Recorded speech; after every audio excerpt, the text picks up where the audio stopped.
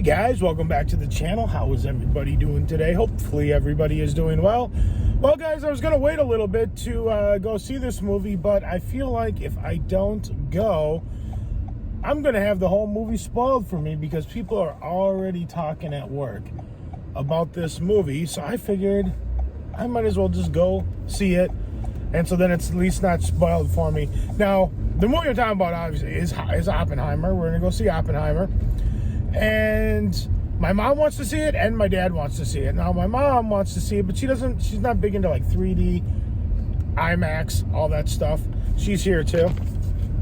She's going to see it, but she's not into like 3D and IMAX and all that kind of stuff, but she does want to see the movie.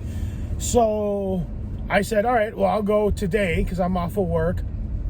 I'll go with you today and go see it on the standard screen. And then my dad wants to see it, but my dad's all about like the IMAX, you know, and like 3D when you can. So I'm gonna see it with my mom today, and then next week or the week after, once all the commotion kind of dies down and you can actually get a decent seat in the IMAX theater, then I will go see it for an IMAX experience with my dad.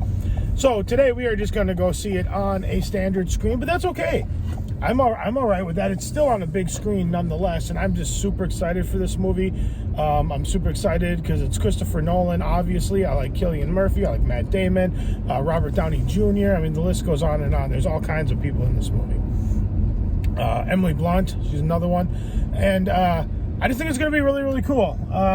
So we are going to go check out this movie, and we will see you in a few hours. Oh, and by the way, my work gave me a couple of free tickets, but you can only use one per movie, per account, per day. So we had to end up splitting it, just getting one ticket for free. So we're going to see this movie. I think it was $13 total for the two of us to go see this movie. So that's a great deal. So we're going to go see the movie, and we will see you guys in a few hours, and we will discuss what we thought of it. See you guys in a little bit. All right, guys. Well, we just got out of Oppenheimer. It's several hours later. That's a long movie. Let's see. I mean, I don't really know. All right, we'll break it down basically. So the movie's about Robert Oppenheimer and his work with the Manhattan Project and creating the bomb and all that. But it's also about Strauss. What's his first? Was it Louis Strauss? Is that who he was? Yeah. So the story tells like two different stories.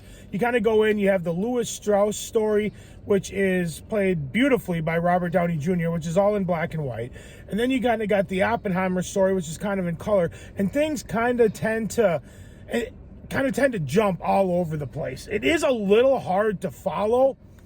But they do kind of wrap it up nicely at the end. So basically what you get is you get these two stories that kind of go back and forth, kind of black and white into color, black and white into color. The first, like, almost 2 hours of the movie, or a good portion of the first, 2 hours, pretty much is focusing on Oppenheimer, all the way up to the Manhattan Project, to the bomb, and all that kind of stuff. And then the second half, then they go and they test the bomb and they do the bomb. And then the last hour, because you still have like an hour left at that point, then the last hour pretty much turns into a political thriller, if you will. So you're getting two stories, but kind of like two stories and also kind of two different styles of movie. Because the part where the first 2 hours seems to be far different than what you get kind of in the last hour. It is almost like watching two movies in one, and it's brilliantly done by Christopher Nolan. I mean, just to break it down, this movie is, well, first of all, it's funnier than I thought it was going to be. There are a lot of lines that I was laughing pretty good. I didn't think it would be quite so funny, but there are some parts that are funny. But I mean, you break it down, it's haunting. It's funny, it's exciting, it's riveting, it's fantastic performances, great dialogue. It really is like a crowning achievement for Christopher Nolan. It's very, very good. This movie really made me want to go back and rewatch some Christopher Nolan movies that I'm not so familiar with and just kind of revisit it again, because it had been a while since I've watched a movie of his. And this movie was just fantastic. I mean, I'm going to see it again on the IMAX, and there's so much that goes on into this movie that, to me, it's hard to give a full, like, in-depth review until you see it at least a couple times. This is a movie you should definitely see, though.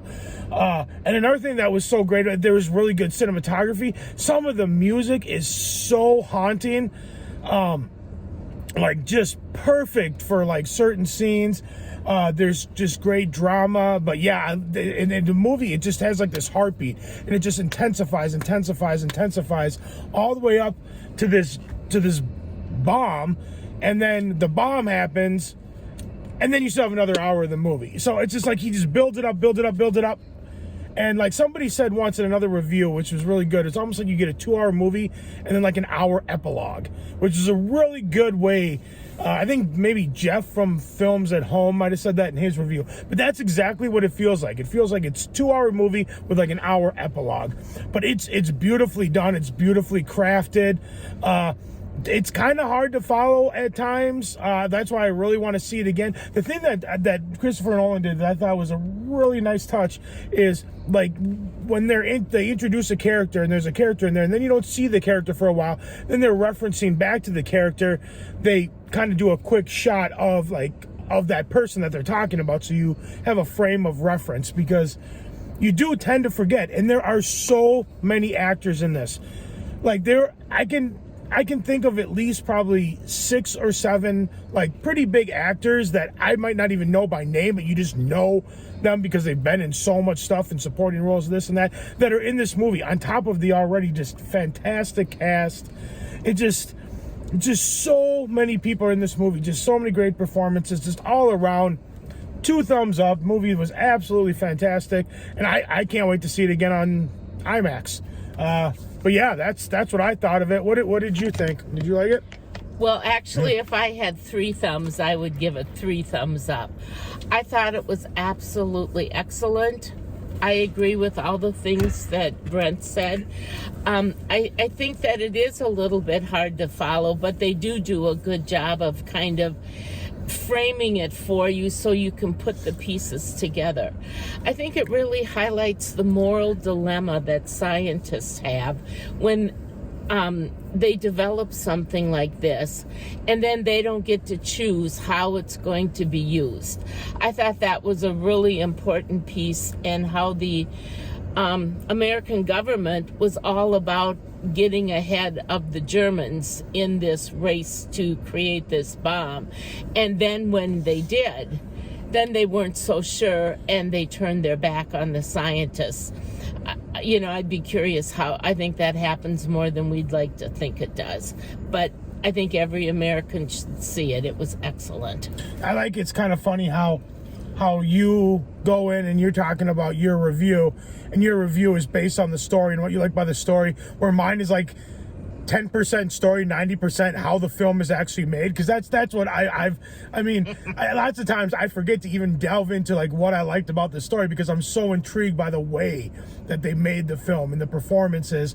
But I mean the story, too. I don't care how they made the movie. See, I like to break things. I just like the story. Yeah, I like to break things down like that too. But the story is just riveting, and the three, what is it? A little over 3 hours, and it goes by pretty quick because it's pretty quickly paced, and it really, like I said, it really kind of has this heartbeat, and it just kind of builds up and builds up and builds up.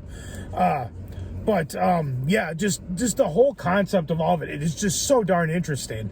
It's just such an intriguing story that every American should know this story, and the pros and cons of it, and the moral dilemma of it. Yeah, like we both went in. Like I was not that familiar with the story, and she really wasn't super familiar with the story either. I mean, I knew who Oppenheimer was, and I knew the Manhattan Project sort of, but I didn't really know anything else about it. I never really delved in deep. Apparently, it's based on a book, and I forget the name of the book, but that'd be. I mean, I'm not a huge reader, but that sounds to me like that'd be a book that'd be probably pretty interesting to read. But yeah, so I give it 2 thumbs up. You give it 2 thumbs up? 2 thumbs up, so and that's, then some. So that's 4 thumbs up right there for us. So yeah, definitely go see Oppenheimer. I definitely think it is well worth your time. So definitely go check out Oppenheimer. I think it would be really intriguing for people who are alive that lived through just the aftermath and that time. I think it would be a unique perspective for them too. Yeah, it's very good. I don't know if I'd say it's Christopher Nolan's best. The only reason I wouldn't flat out say that it's his best is just because I really feel like, to make it fair, I'd have to go back and revisit all of his other movies. It's just different, and that's the thing that's nice about Christopher Nolan, is a lot of his movies are kind of different, and some, different subject matter. I mean, you got to remember, the guy who did Oppenheimer is the same guy who brought us the fantastic Batman trilogy. So it's like, he kind of goes all over the place. But yeah, it's definitely worth your time. See it in theaters too. It's definitely worth seeing in theaters. But yeah, that's it. That's all I got for you guys today. If you like this video, give it a big thumbs up. Let's see you guys like what I'm doing. Like, share, comment, subscribe, all that fun stuff, and let me know in the comments below. Did you see Oppenheimer? Did you like Oppenheimer? Are you planning on seeing it? Did you not like it? Where do you think it ranks among Christopher Nolan films? Let's finish the conversation in the comments below, guys. Thank you so much for watching. You guys are amazing as always, and I'll see you guys in the next video. Take care. Bye.